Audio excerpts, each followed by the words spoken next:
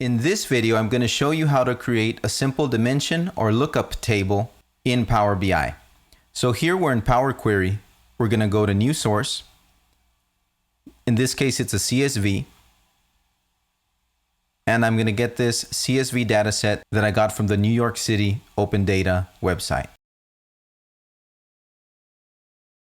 Okay. Let's say we want to create a dimension table for the name column.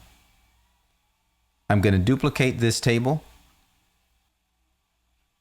And then on the name column, I'm going to right click, remove other columns, and then remove duplicates. And then I go to the Add Column tab, Index column from 0 or from 1. Either one is okay, it doesn't matter. And then we can call this name key.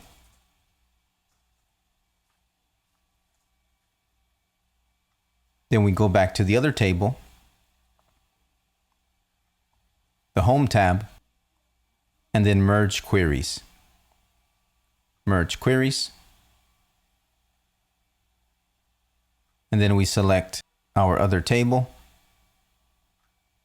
We select both of the name columns. And as we can see down here, of course, we have a match for each record. 104,848. We click OK.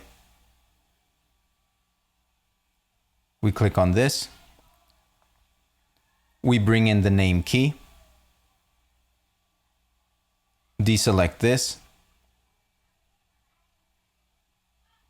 Now that we have the name key, we can remove the name column. That's going to make this table size smaller.